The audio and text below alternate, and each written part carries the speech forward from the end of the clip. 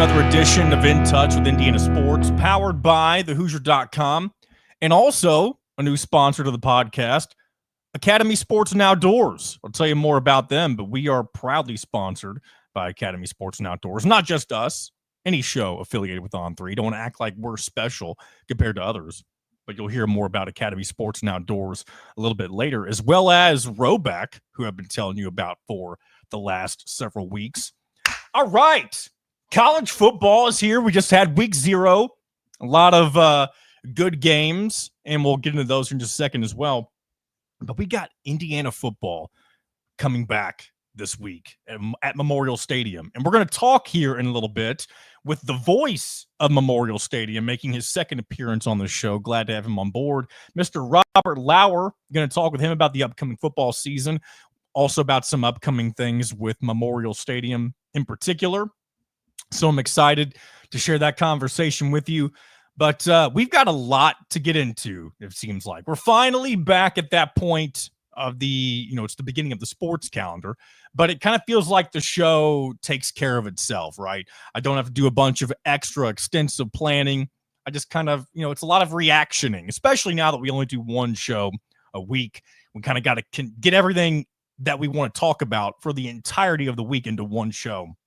And so, thankfully, that does make things a little bit easier on my end. And I'm glad you guys are on board for the ride. So, yes, we'll talk about Indiana football's initial opponent here very shortly. But I want to go ahead and start with week 0 results. Very interesting week in college football to open things up. Of course, you had the Aer Lingus College Football Classic, the game that now annually takes place in Ireland. This, I believe, was I think they said it was the 4th edition of those games. But yeah, we had 5 games on tap. I bet on 4 of those. And I guess since I've already mentioned it, we'll go ahead and explain how that worked out. Unfortunately, I was 3 for 4. I know I talked last year about how, bent out of shape I was about going 4 for 4 and not actually betting. Well, of course, I wasn't going to let that happen again. And unfortunately, I was one of my picks just shy of a 4-leg parlay. That would have been a nice little hit to get us rolling for the college football season. The pick that did not hit, I had Fresno State covering 13, and they did not do that. They lost 31-7 to Kansas. But Iowa State money line hit, an upset. I told you, those upsets in those sloppy games in Ireland, that seems like they're more often than not going to happen. The only exception so far was the Notre Dame Navy game that happened in the second edition of the Aer Lingus Classic. You've had 4 games. The first one was Northwestern Nebraska. That was a Northwestern upset. The second one was the Notre Dame win I just mentioned. Last year, you had Georgia Tech upsetting Florida State, which completely it spiraled Florida State's season out of control. And now you had Farmageddon, the rivalry game in the Big 12 that featured the Cyclones and the Wildcats. And a sloppy game it was indeed. But Matt Campbell, I believe he's now defeated the Wildcats. I think they said 3 or 4 times in a row. So they've done a great job at holding on to somebody like him. There's been rumors that Matt Campbell was going to make the leap to the NFL for a long, long time now, since they really hit their stride in 2020. That was the first really good season that Iowa State had that I can remember, because I remember they were good at the same time that Indiana was under Tom Allen. Both of those teams were kind of vying for potential playoff spots. I know it was only a top 4 back then. Or I think it was for New Year's 6 bowls. It was for bowl positioning, that sort of thing. But yeah, Iowa State gets the upset against Kansas State. We had that one. We had Hawaii covering Stanford, and that barely happened thanks to a kicker who, I didn't even know this. Apparently Hawaii's kicker was like a YouTube star. Like, they recruited him because of what they saw from him on YouTube. So Stanford, very interesting to see the decline of that football program. I did see somebody who we've had on the show before, Mr. Mark Shipper, UCLA expert, I might add. He and also West Coast football expert in general, not just UCLA. But he still seemed to like what he saw from Stanford. I guess they were in much worse shape a year ago. So maybe Hawaii is just a little better than people will give them credit for. And then we also had WKU, my alma mater, covering against Sam Houston. That game was very, very much a back and forth affair. But WKU ended up pulling out on top 41-24. And I didn't bet on the UNLV Idaho State game, and I'm glad I did not, because evidently UNLV, they were given a little too much credit with that 30.5 point spread, only winning by 7 points, 38-31. With losing Barry Odom to Purdue, that's definitely giving Purdue fans a little sign of hope going into this season, knowing how big of a drop-off it seems like UNLV might be experiencing this upcoming season. But hey, it's only one game. It's easy to overreact, especially in these week 0 games. Excuse me. I don't know what it is. I feel like my voice I feel like I'm straining for some reason. I don't feel sick or anything, and I've got a ton of energy, so I'm excited to be here, but I do feel like I'm having to try a little more to get my voice out there. So I apologize if I sound a little more gravelly today than I normally would. But otherwise, we're good to go. I guess while we're transitioning topics, though, first of all, I hope you guys enjoyed your week 0. I hope you're excited about week 1. But I'm going to go ahead and take a sip of this coffee. Maybe it'll alleviate some of the straining I've got to do. And then we'll get into more of what we got in store today. All right. Hope you guys are enjoying your week so far, whatever it is you may be doing, getting into. Maybe you got a busy work week ahead. Maybe you don't. But hey, we got Indiana football to be excited about. And their first opponent, the Old Dominion Monarchs. Yeah, I'm not talking about Old Dominion, the country duo. We're talking about Old Dominion out in Virginia. I think it's Virginia. It might be West Virginia. Either way, team from the Sun Belt. In 2024, they had a 5-7 overall record. They were 4-4 in Sun Belt play. And get this, they scored just as many points last year as they allowed points. That was 336 scored on, also points allowed, averaging 28 points per game, again, on offense and defense. Very interesting. And they finished 84th out of 134, I guess, in overall ranking. I don't really know how you gauge that. But either way, this particular team, I know Indiana has a very weak non-conference schedule. We'll just be honest about it here. There's nothing too exciting about any of the games they'll play in weeks 1 through 3. And as a matter of fact, and this is probably I hate to say saddest part of the schedule, but the opponent from week 1 to 2 to 3 gets worse. This opponent that Indiana is going to play in week 1 will more than likely be their most difficult competition. That doesn't include conference play, and it's only likely going to get easier in those first 3 weeks. So we're not going to learn a ton about our beloved Indiana Hoosiers in these first few weeks, but we all know that the first game is very crucial to just kind of setting the tone.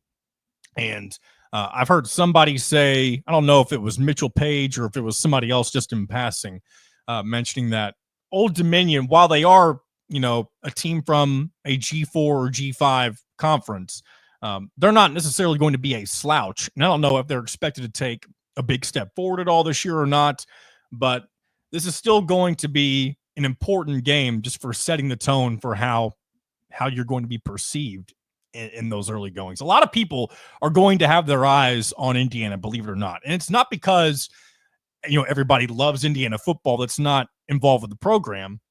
It's going to be a lot of, the big names from particularly the SEC that want to see if they're going to continue the level of dominance that they had last year, or if they're going to be able to take any little thing that they see that shows up a crack in the armor and be able to point out, yeah, you see that Indiana football team, they're not nearly as good as they think they are or were last year.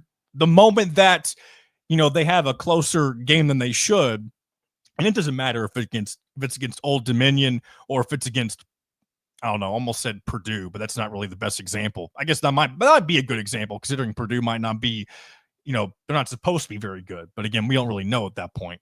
But the moment that Indiana, let's just say in week 1, we'll just throw out the idea that Indiana doesn't cover. Indiana is currently, I think, 22.5 point favorites against Old Dominion. Let's just say they only win by 10. Let's say it's 34-24. The headlines nationally, and again, it's not like it's going to be breaking news like in flashing lights. Not everyone's going to be reacting this way. There's so much college football in week one that Indiana will get buried in it unless they happen to get upset by Old Dominion. That would, of course, be a big story. But if Indiana doesn't cover and they look a little rusty and they only win by 10 points or so, something like that, there will be a lot of people taking notice like, oh, okay, this is not as big of an this is not going to be as dominant of an Indiana team as we saw last year. Now, I don't want to continue with that narrative as that's going to be the case, but that's what the outsiders are going to be keeping an eye on whenever they're watching. Or they won't. Here's the thing: they won't even be watching Indiana. They're going to be scoreboard watching, and they're going to see what the result is and react that way. So either way, hopefully Indiana covers and we don't find ourselves in those situations, because this is going to be a very important few weeks just for Indiana to kind of stay where they're currently projected. They're not going to do a lot of moving in these first few weeks, again, unless they lose, because wins against Old Dominion, Kennesaw State, and definitely Indiana State aren't going to do anything but keep you where you are as long as you take care of business. And there will be, if other teams get upset that are ahead of them in the rankings, they'll, of course, drop. That'll be what allows Indiana to move forward in the polls and that sort of thing. But then you got Illinois on the schedule, and that's where things immediately get real. And that's where the true narrative for where this football season could take them, that's when all that will begin. So it'll be a bit of a waiting game in terms of the overall big picture for Indiana, I would imagine. But let's just get excited and enjoy these first few weeks. Hopefully we'll have a lot of eye candy, right? And what I mean by that is just a lot of big plays, high-octane offense. Let's see some of the new guys from the transfer portal kind of showcase themselves. Let's get excited about Fernando Mendoza. Hopefully Roman Hemby does good things in halfback, running back position. Hopefully the receivers continue to shine as well. So a lot of good things to hopefully be excited about when it comes to this Indiana football team. And we'll follow along, of course, and we'll react as the season goes on. All right, couple of other things I want to get into just really quickly. Oh, actually, I don't really know how long we'll go with them, but I do want to talk about a couple of things that kind of coincide with each other, and then we'll get into our conversation with voice of Memorial Stadium, Robert Lauer. And then on the other side of that, we'll get into our bit of our week one preview for the Big Ten, and maybe we'll look at the top 25 as well and kind of see what. Here's the thing with betting. I was thinking about this before I started recording with my picks this year. Like I used to make my picks on the Friday episode, which I would record on Thursday evenings or Friday mornings. It's very difficult to pick games so early in the week. So I may or may not share what I will be definitively picking. What I will do is look at the slate and let you know what I kind of like, what I might bet on. And then I'll probably end up putting out on social media what my picks will end up being for like my actual picks once we get closer to the end of the week. So we'll dive into those later on in this episode as well. But now I want to react to a bit of news that came out, and that is, first of all, from the college football playoff. This is the what I'm going to talk about after this, I feel like, is in response to, you know what, I'm spinning my wheels here, so I'll just get right to it instead of talking around it. But the college football playoff has announced that they're going to make more of an emphasis on strength of schedule. And I don't know. Here's the thing. I don't think they did anything wrong last year. All of the complaining was from those teams that were left out from the Southeastern Conference, Alabama, Ole Miss, and South Carolina, because they had 3 losses and that teams like SMU and Indiana were let into the playoff. Or I shouldn't even say let in. They actually they didn't earn their way in. You know, Indiana had an 11-1 record. They dominated every opponent that they defeated, with the exception of Michigan. That game was the one game that really came down to the wire, some might say. But of course, that win ended up looking a lot better the following week when Michigan went into Ohio Stadium and defeated eventual national champion Buckeyes.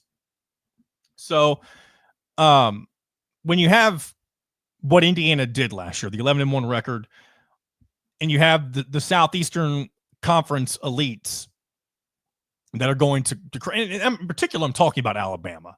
It felt like Nick Saban in particular, now that he's with ESPN and he has a platform to do what he wants to do, and that's fine. He can do what he wants with this platform. Reacting the way that he did and that so many others did about Alabama being left out of the college football playoff because they played a tougher schedule, therefore should be rewarded, even though they had 2 more losses than said Indiana Hoosiers. It's just very aggravating because they're really talking about like one loss in particular that may have just kept them out. They're talking about the Georgia loss, something like that. Their other 2 losses really aren't that forgivable, in my opinion. Oklahoma is definitely not forgivable. You lost to a 500 team that, although they have an SEC patch next to their name now, they were basically a Big 12 transplant last year. Same with India. And that doesn't mean that they're not good. I know Oklahoma's gotten to the playoff before, especially when it's in the 4-team format, is what I'm referring to. But Oklahoma is not, they are a shadow of their former self right now. And maybe they'll bounce back this year. They're in the preseason top 25. Maybe that's based on brand recognition alone. We'll see. But that loss to Oklahoma, I mean, that could have been your only loss, and that could have been unforgivable. But you're Alabama, you're going to get that benefit of the doubt. But you also had 2 more losses to Vanderbilt, who, yes, were much improved last year. But that was also a 3 or 4 loss Vanderbilt team when it was all said and done. And then, of course, your other one was Georgia. So that's, again, a much more forgivable loss, much like Indiana's loss to Ohio State. Every loss has weight to it. But you can't just say, oh, we've got a tough schedule, so it doesn't really matter how many losses we take because we just have that much more talent on our roster. Therefore, we should be in the college football playoff. It shouldn't be treated like that as such. So much of how a team is perceived is based on how you look, how you're rated in the preseason. If you were rated number 2 or 3 in the country, you can probably afford up to 3 losses and find a way to sneak into the college football playoff. If you're unranked or even in the bottom portion, the bottom half of the top 25, you really can't afford really more than 1 loss. I mean, Indiana is a prime example of that. If Indiana had lost a second game in the regular season, I don't really think they would have gotten in, and maybe they would have deserved to be in. But perception of how Indiana has always been, that's going to weigh heavily on how the committee makes their decision. That's going to happen this year too. I was going to throw Illinois out there, but they're rated pretty high in the preseason poll, the number 12. So that's not maybe the best example, but let's just throw Maryland in there for a random reason. I doubt they're going to, be in that college football playoff conversation. Let's just say that they had an unforgettable season. They're going to be treated like Indiana because, and although Maryland has had some decent seasons in the past, they're going to have to prove themselves more because they haven't done enough to have that perception that they might actually be the real deal if they have 10 or 11 wins, that sort of thing. So I don't really think the CFP needed to announce anything because I think that's just doing their job. They're going to have to, I think they did their job last year. I just think they were just trying to appease the crybabies from the SEC. And speaking of the SEC, this is kind of how it ties in. So they've announced, I believe it's in 2026, that conference is finally going to move to a 9-game league schedule. And bravo to them for finally doing that. Of course, Greg Sankey makes it look like he's always, had that in mind all along, like even though he's never been on board with it. He's such a politician. It is so bleeping annoying. Like even just thinking about Greg Sankey and the way that he presents himself as this college football king. And of course, you're the leader of the SEC. You're going to treat yourself, you're going to carry yourself as such. So it's definitely on brand for him to do all that sort of thing. But to just kind of see him, the statement that he put out, it's just very aggravating, I guess. But also one little caveat that I hope the Big Ten does. And I know Indiana's kind of shot themselves in the foot with this. And this may be in response to how Indiana did all this because it did make a lot of headlines and Indiana was removing P4 opponents from their schedule. But the SEC added a requirement for every team to play an additional 10th Power 4 opponent making them play one out of their 3 non-conference games against someone else from a different conference. It's in the P4, of course, being the Big 10, ACC, or the Big 12. I love that.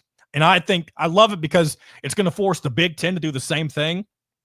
And it will give Indiana the opportunity to either get back into those, I guess, contracts with teams like Virginia, that sort of thing.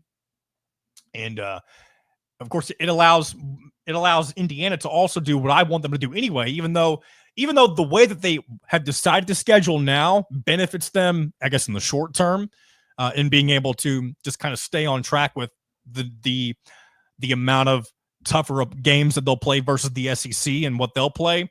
Now that they're flipping that, I want Indiana to go back to playing difficult opponents because it puts everybody on that level playing field that Indiana head coach Curt Cignetti was talking about. And that way you only have 2 games a year where you're likely playing someone from the MAC, Conference USA, Sun Belt, whoever it may be, and the other one's probably an FCS opponent. I wish you would get rid of the FCS opponent altogether, but that's never going to happen. At least I don't imagine it will, unless they do something like do preseason, that sort of thing. But that's what you'll see, and it'll be a perfect step ladder for your non-conference schedule if you keep it that way too. You could start off your season with the FCS opponent, easier way into the year. You can move up to the G5, whatever G4, whatever it is, play your Ball States, your Old Dominions, whoever it may be, and then you can play your out-of-conference P4 opponent, Virginia, Notre Dame. I know I just named those because I know Indiana's had them on the schedule recently. I know Virginia was just removed. You get the gist of this. But I hope the Big Ten responds by calling for the same requirements that the SEC is calling for. So that's my thoughts on the SEC moving to a 9-game schedule. I'm glad they're doing it, but I don't like Greg Sankey. I'll just say that, right? I don't think anybody outside of the SEC likes Greg Sankey. Man, that voice is gravelly. I feel like I'm Chad Kruger from Nickelback right now, except I'm not singing, I'm talking. Or I kind of feel like I'm Ed Orgeron, former head coach of LSU. And I'm not going to try to do an impression of him, but that definitely ties more into the football conversation than mentioning Chad Kruger of Nickelback. But I guess, yeah, that about covers it for what I wanted to get into before we get into our conversation with Rob Lauer. But before we do that, I do want to tell you once again about our friends at Roback Activewear. There's only one way to describe Roback. That is best fit and best feel. For those who are not familiar with Roback, I bet you are now if you've been listening to this podcast. They are completely changing the game with their incredibly comfortable activewear. They've released so many items within their new licensed game day collection, and it's our favorite with novel polo designs and clean hoodie and quarter zips for some of your favorite schools, of course, ours being Indiana. It's definitely worth checking out. Nobody else on the market is pairing these level of custom designs with this quality of activewear.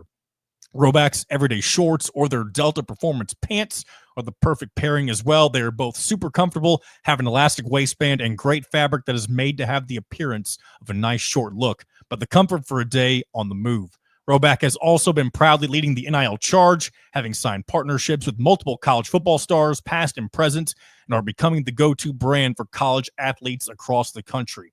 For Indiana fans, use the code IND20 on Roback.com for 20% off for all new customers. That's spelled RHOBACK.com for 20% off all performance polos, shorts, and more with the code IND20. I know the last few episodes I was showing some of what they got on their website. I'll do that again in future episodes, but I don't have that pulled up today. But of course, you can check out all of that at Roback.com. And get yourself a nice polo. If you want to look good on game day or you want a nice quarter zip, that's a nice deal. 20% off. That's a fifth of the cost. Definitely do yourself a favor and get you something nice from Roback. Joining me now on In Touch with Indiana Sports, it is the voice of Memorial Stadium, Robert Lauer. Welcome back to the show. I appreciate you coming on. Hey, thanks very much. I'm glad to be here. So we're coming up on a brand new Indiana football season, less than a week away at this point. We just had week 0. I guess I want to start with that. What do you think of this whole week 0 thing that's been going on for a couple of years now? you have some kind of it's not preseason college football, but a few of the teams get they give you a bit of an appetizer for the season.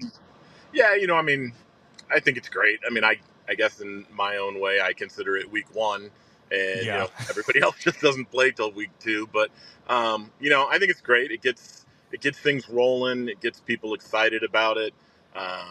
It's usually some pretty good matchups, or at least in some interesting settings and things like that. So, whatever gets us back to college football, I'm good with. And of course, Indiana getting primed to start their second season with Curt Cignetti here against Old Dominion at home this upcoming week. You're coming up on how many seasons in the booth of the stadium, or how long has that been now for you? I believe this will be my 24th season. 24th. And I know we talked a little bit about your time doing this back when I had you on several months ago, but does it ever feel different as you're getting ready for a new season to kind of, be what people think about whenever they're getting ready to go into the stadium? I know you're the guy who does first down Hoosiers in that beautiful boisterous voice that people love to hear. Do you ever get kind of those first game jitters, even though you're not a player, you're just somebody behind the microphone? I don't know that I get as much the first game jitters about announcing as much as I do obviously get some jitters about new players and new names and just being in the flow with that. I mean, my biggest fear is butchering some new player's name and having them, feel unhappy or upset about whatever. Or more likely the parents and family in the stands. But yeah, that's probably what I get. I mean, it would be disingenuous to say I don't get a little bit of jitters until we get the first, couple plays out of the way. But I'm usually more worried about making sure I've got those names right. Have you ever had somebody come to you, after game one that says, "Hey, I don't mean to, call anything out or anything, but you said so and so's name wrong"? Has it ever happened to you? Yeah, I mean, it does, right? Like, I think everybody has their own speech patterns. I mean, IU sports media has always been great about, making sure that I've got what I need and that I know what the names are. I can't remember what the name was, but I don't know, maybe 4 or 5 years ago, there was a name and the media relations team came to me and said, "Hey, no, it's this." And I said, "That's what I'm saying." And I said it again and they're like, "No, it's this." And and it was just a weird quirk of how I hear things and say things or whatever. So that took a little bit of work, but no, the media relations teams come to me once or twice in the past and said, "Hey, the emphasis is on this syllable or whatever." But yeah, usually they're great in getting me prepped. And the interesting thing over the years has been when they've come to me and said, "Hey, he's pronouncing it this way now." There's been players who've changed the way they pronounce their names, mid-career. So that's interesting. I've never heard of something like that. Yeah, that's kind of funny to me. It's happened probably 2 or 3 times over the 20-some years where somebody says, "Hey, they've decided they're going to change their name."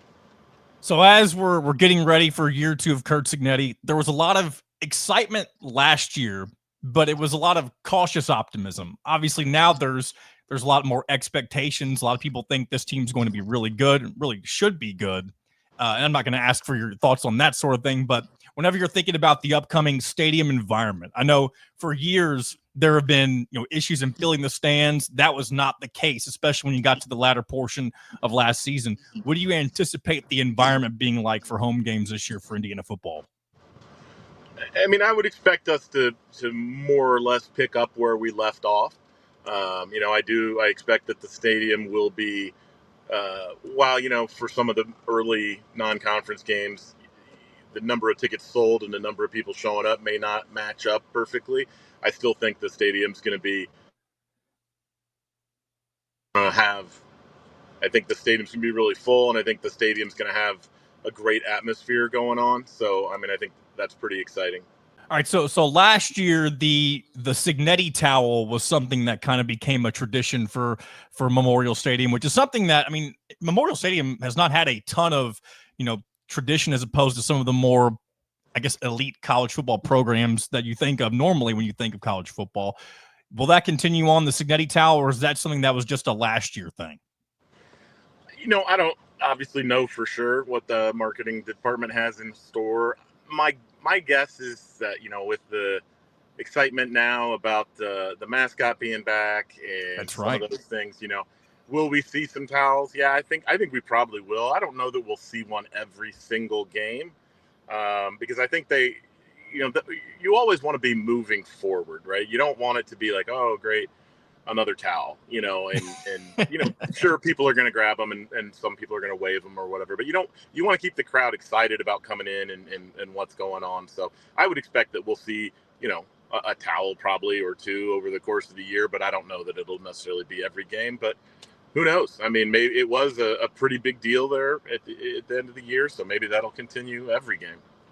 And you mentioned the mascot, Hoosier the Bison. That's something that I feel like people have been at least bringing up in conversation over the last several years. You've seen the Bison appear on the Jumbotron Stadium videos for several years in different iterations. What do you, maybe or don't know anything about this, but how will the mascot be involved with home games this year? I mean, I think it'll be a fairly traditional use of the mascot in the stadium at the games. Okay. They'll be, there with the cheerleaders and, with the band and, pregame festivities and all that kind of stuff.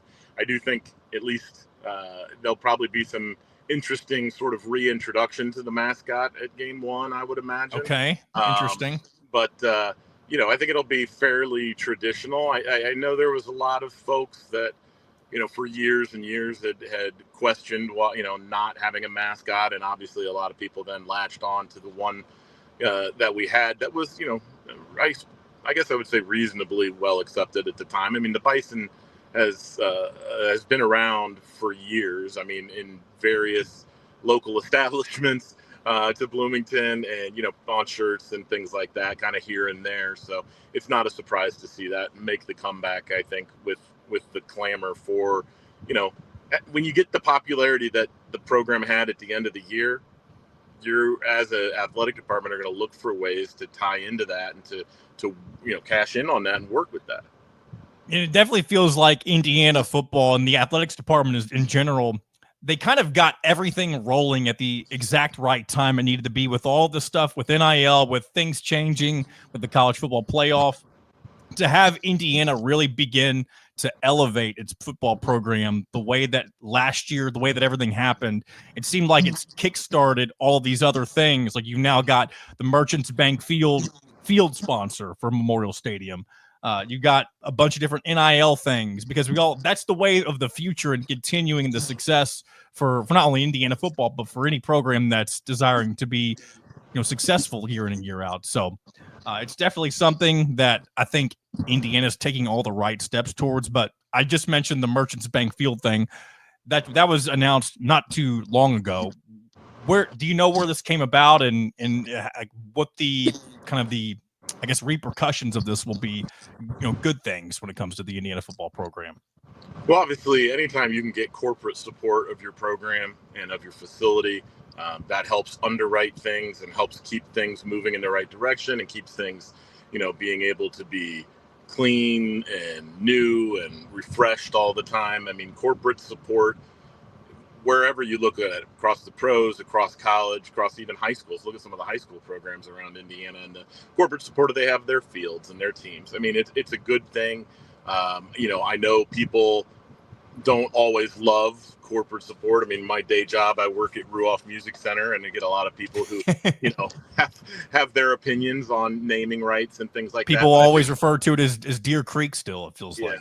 And I think that the university, I feel like, I don't have any inside knowledge, was sensitive to that by saying that it's Merchants Field at Memorial Stadium, right? They didn't slap a brand new name on the stadium and try and push that down people's throats. They went about it in a way that I think was palatable for people by, naming the field at Memorial Stadium. And I think it'll be well received. I think, it's a great local partner. Merchants is a strong company in central and southern Indiana. And so I think they did a great tie-in. There's a lot of other products, a lot of other stadium naming rights, if you look over the years, that are way more out there and from left field. And this is a pretty, palatable name, I think, for people to deal with and the company.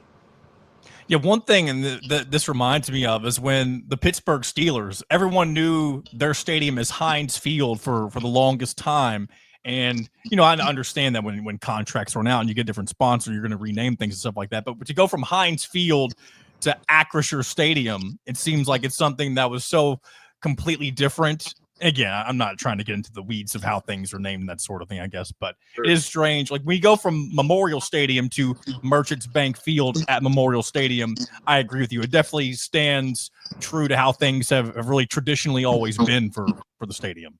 Yeah, I think if they would have suddenly slapped a new name on the stadium, and you're right, it could have been, Big Jim's Casino Stadium, and I mean, there have been some really, really in the field that I've been in for years for marketing and sales.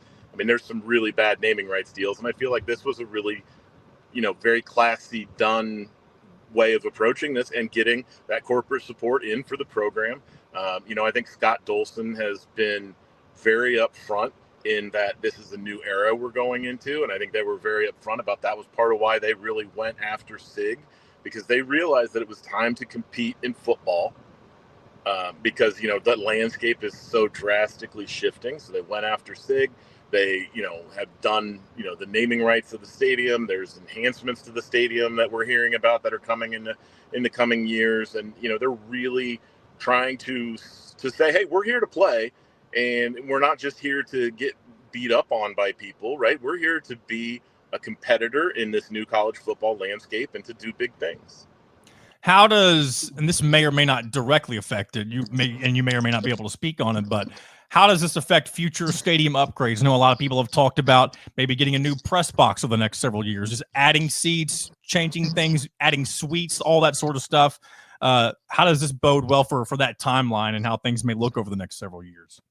Well, I think everybody's probably pretty aware of the survey that came out, I think 2 or 3 years ago, and it was asking people, what would be more important to you? What, rank that against this and this other improvement.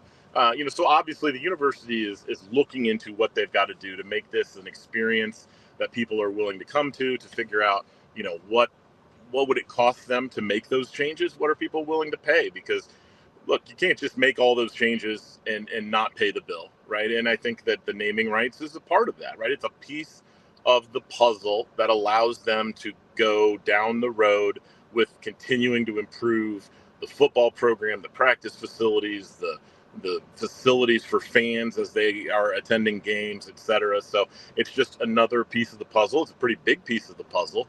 But I think it's just another piece that lets them continue to explore and to make those changes.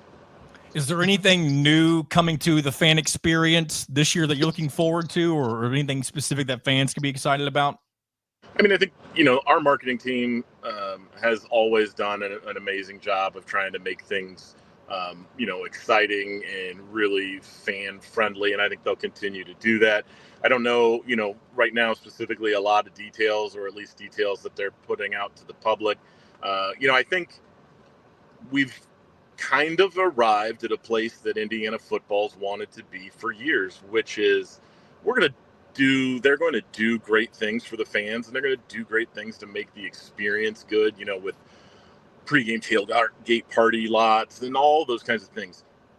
But we've arrived at the point where people can show up knowing they're going to see good football week in and week out, and see competitive football week in and week out, and they don't have to try and gimmick things to get that crowd in there. And I think the marketing department is very savvy, and I think they'll understand, let's do some fun stuff, let's make the experience great, but these fans are here because we're a winning football team now.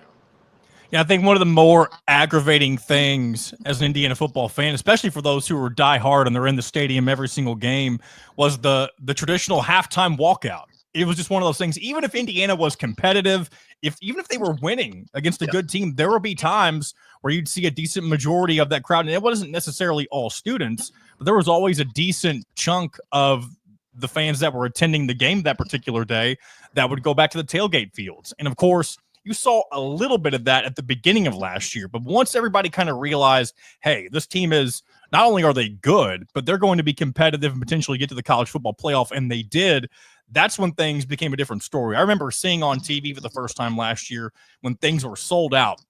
I think it was when Nebraska came to town for homecoming weekend. And then every home game after that, it almost seemed like it was a completely different Indiana football home environment. You'd never seen something like that, at least in my lifetime. I'm 28 years old now, and even back when the stadium wasn't the Horseshoe and it was the double sided, you wouldn't have been able to get the environment that you had last year, and even in Indiana's most successful seasons decades ago. Yeah, I mean, I'm 53. I've been working for the team now for 24 years.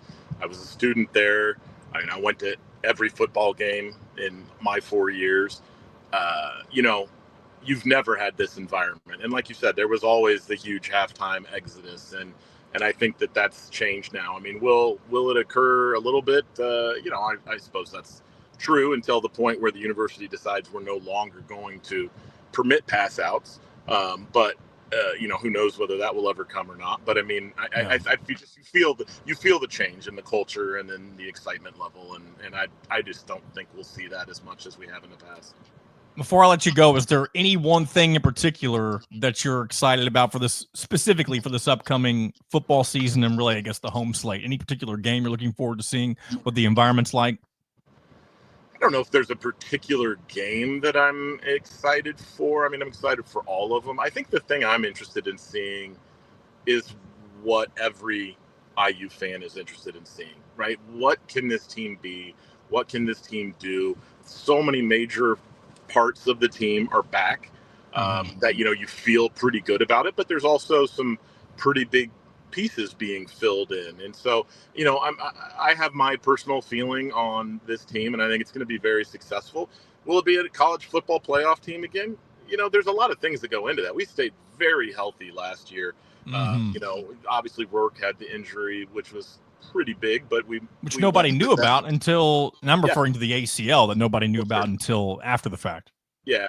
But, you know, we stayed very healthy and things kind of went our way sometimes. And, you know, but I bet you Coach Sig would probably say, hey, winners make the breaks. You know, winners make things go their way and happen. So I'm just interested to see what is the follow-up, right? What is the encore? Because as big as last year was for Indiana football, I don't think there's ever been a bigger season than this year.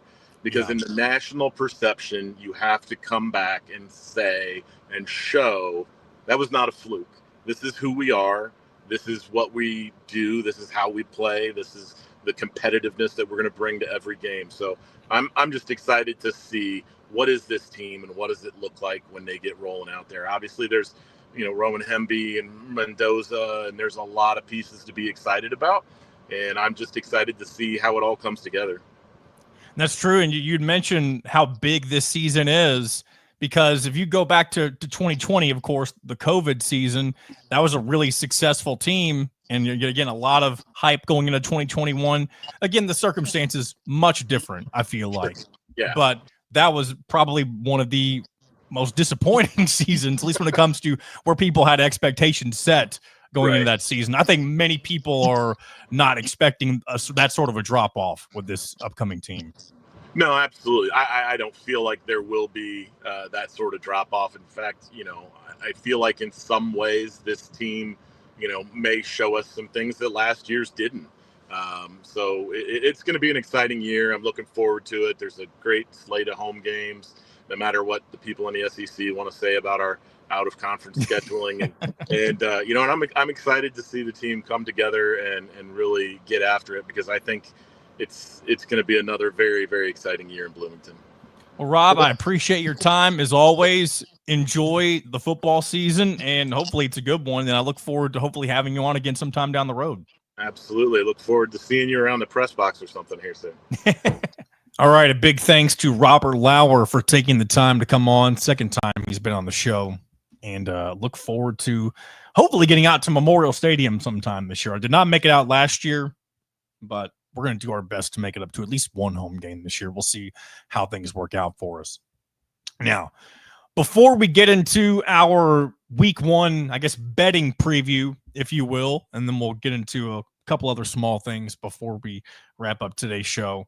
I'm going to tell you real quick about our new sponsor, Academy Sports and Outdoors. They carry all the gear you need from top brands, all at prices you'll love.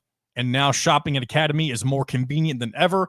They offer free assembly on in-store purchases on most bikes and grills, plus free and easy curbside pickup on academy.com orders.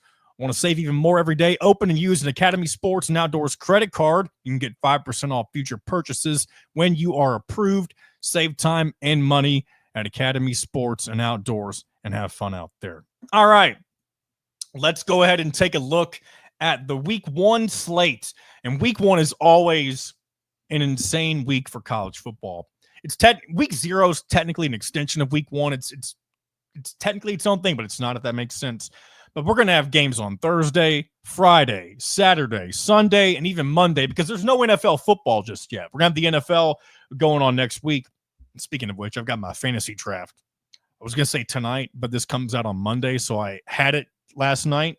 And here's to sending some good juju, I guess, for my fantasy team this year and for you as well. But excuse me. Looking at the slate for week 1, I'm just going to take a look at the Big Ten, and I may look at some of the overall top 25 games as well. And by the way, none of what I'm about to mention is definitive on what I'm going to bet on. I just want to mention some of these matchups and whether or not I'm going to put some skin in the game. I'm definitely going to find a parlay that works for me. And again, I'm very disappointed that I went 3 for 4 this past week. Not disappointed that I went 3 for 4. It's a pretty good percentage, but you don't win any money for going 3 for 4. So, but getting us rolling on Thursday from the Big Ten, we got Ohio at Rutgers. They're 14.5-point favorites. Greg Schiano still at the helm for the Scarlet Knights. I believe they're expected to continue to take a step forward. So I don't know that I'm going to make a bet on this game, but either way, I expect Rutgers to look decent against the MAC opponent, the Ohio Bobcats.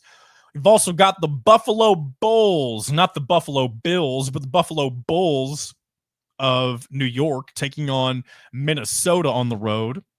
That'll be an 18.5-point favorite for the Golden Gophers. Again, another team with a lot of optimism. I don't know much about Buffalo, but it wouldn't surprise me if Minnesota can cover that spread. So again, here's me live reacting to whether or not I may or may not bet on these games. It's third on Thursday. We got 4 Big Ten teams in action on Thursday. Miami of Ohio at Wisconsin. They're 17.5-point favorites. The Badgers are. Wisconsin supposedly has the toughest schedule in all of the Big Ten this year. And I'm going to take a look at it right now. I'm trying to pull it up here as we speak. If my computer doesn't go fast enough, then I'm just going to drop it. And it looks like, yeah, it thinks I want to talk about Miami. I don't want to look at Miami. But yeah, Wisconsin, this is obviously their more winnable games. And a lot of people think Luke Fickell may be on the hot seat this year. So definitely a crucial season for the Badgers. And a lot of people surprised, myself included, that Luke Fickell has not had more success with the Badgers. Of course, Wisconsin was one of the only teams that Indiana defeated in their final season with Tom Allen. So definitely a very interesting turn of events for Madison, for Wisconsin up in Madison, I should say.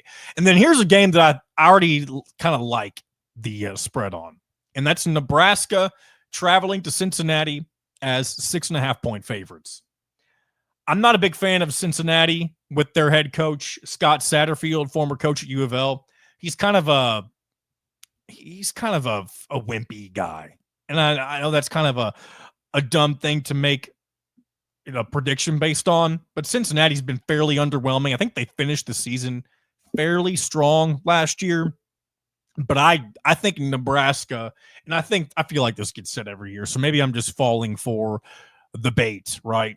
But I think Nebraska may be ready to take a step forward this season, and I think they can win this game by multiple touchdowns. So of the Thursday games, Nebraska at Cincinnati is the one I'm most confident in, and maybe I'm a fool for believing in that, but we'll wait and see. On Friday, 2 more Big Ten teams in action, not necessarily the sexiest matchups. You got Western Michigan at Michigan State and Western Illinois at number 12, Illinois. That's the Peacock matchup of the week.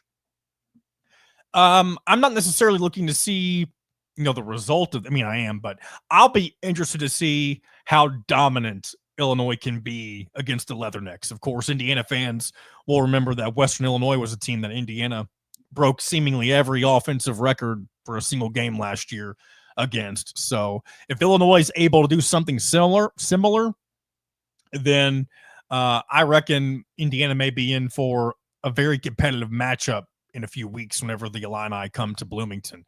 But if it's, it doesn't have to be. If Illinois wins 45-3, that's a convincing win. They may just take their foot off the gas a little sooner than the Hoosiers did. But we'll see. Because, of course, Illinois being number 12, they don't have to look as dominant early on as Indiana did necessarily. Now, this doesn't mean that they won't do the same thing, but it's still just something that something to keep an eye on. So I'll be eager to see how that game plays out. And then the Saturday slate, tons of games, of course. Before we get into the rest of the Big Ten, I guess I'll just briefly mention Indiana's spread once again. They're 22.5-point favorites. The total is 54.5. Again, it's always tough to predict any team in week one, how they're going to look. You have the rust, you have new pieces, you don't really know what their identity is. You have an idea of what it might be if there's a lot of holdover from the previous season, which Indiana does have, but there's a new quarterback. It is a proven quarterback from California with Fernando Mendoza, a lot of receivers coming back. But again, I mentioned Old Dominion. They're kind of a wild card team from the Sun Belt. They were pretty mediocre. They were subpar, I'll say, last year. But that doesn't mean that they can't be a little bit better this year. So as opposed, I would love to take Indiana 22.5. But I think the safer bet here is the over.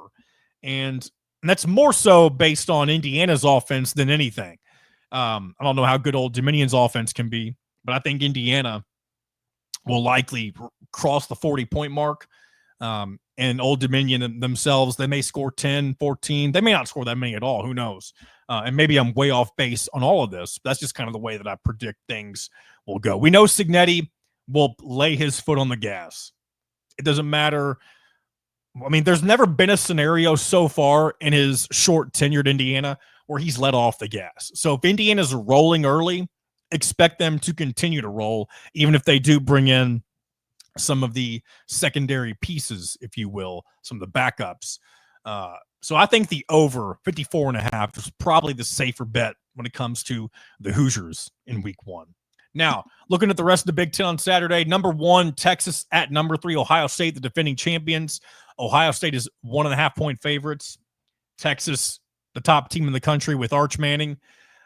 I'm not saying they don't deserve that number 1 ranking because I don't really necessarily know how I'm sure their roster was built off of high-end talent with the money they have down in Austin. But it's going to be tough to beat Ohio State in the horseshoe coming off a national championship. I like Ohio State to win, of course, and you only got to win by, at least currently, this may change throughout the week, but they're 1.5 favorites. I mean, yeah, they might win by 1, but they can also win by a touchdown. They can win by 4, 5, or 6, whatever it may be. It's still a 1-score game. So I like the Ohio State cover here. That's one that I'm more confident in.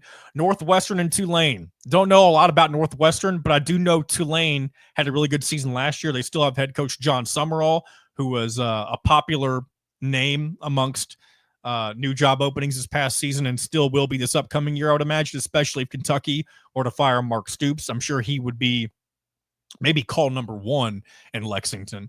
But Tulane favorites by 6.5 points. I would say that's probably a safe bet unless Northwestern's expected to be a bit better than last year. That might be right on the money, honestly, with that spread. I'm probably going to stay away from that. It'll be an interesting game to see how that plays out. Ball State at Purdue. Another stay away from me because Purdue is a big wild card.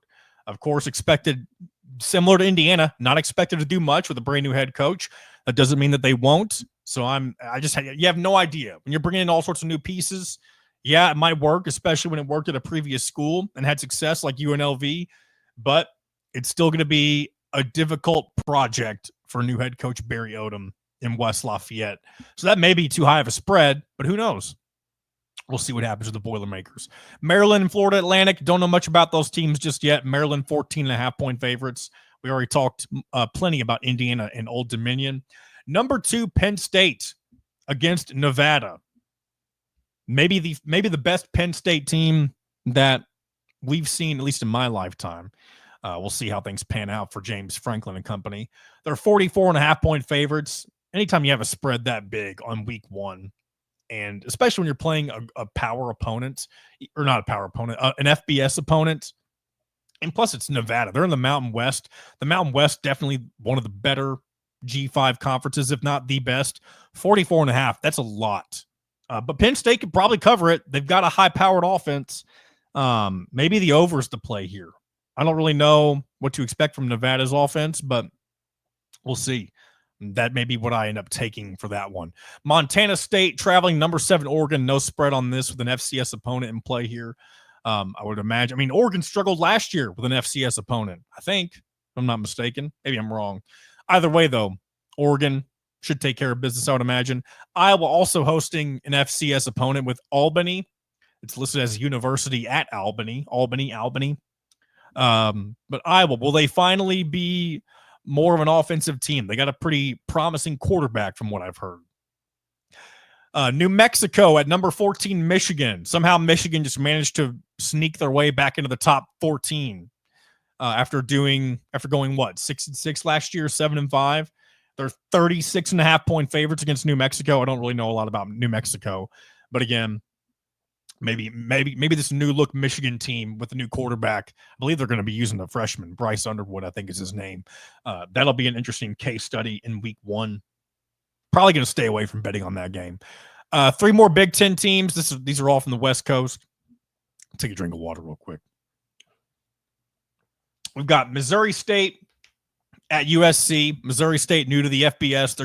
They're in Conference USA. USC 35-point favorites. Don't know much about the Trojans this year, but it's a new team to the FCS. I would imagine USC will take care of business there. Utah and UCLA. We got a former conference rivals from the Pac-12.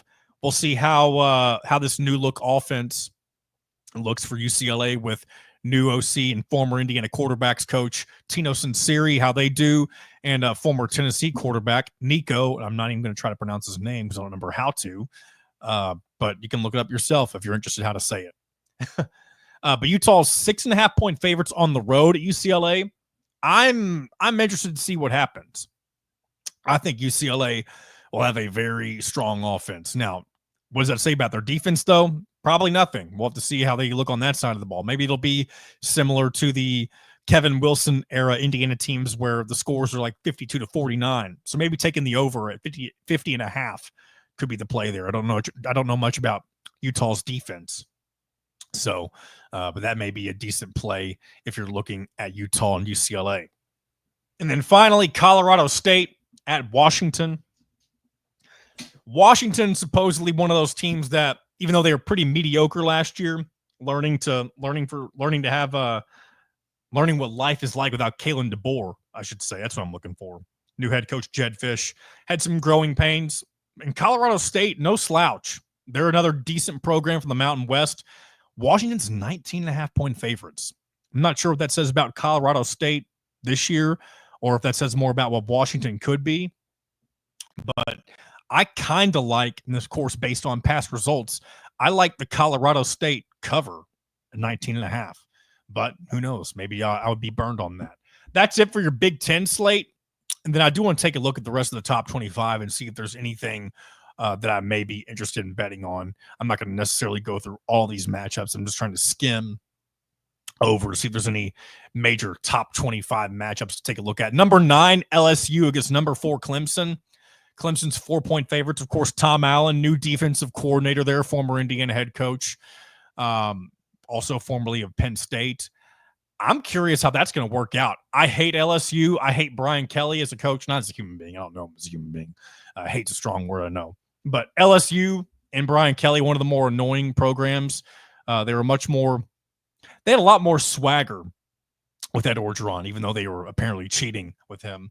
And maybe that's, part of why they had kind of that gangster appeal, if you will. But I would love to see Clemson blow the doors off LSU, and it wouldn't surprise me if they do. But Dabo Swinney's had a good moment last year, finding a way to get into the playoff when their backs were kind of against the wall. So maybe they'll take that momentum and continue to look better in 2025. So I don't mind that Clemson cover at 4, but we'll see.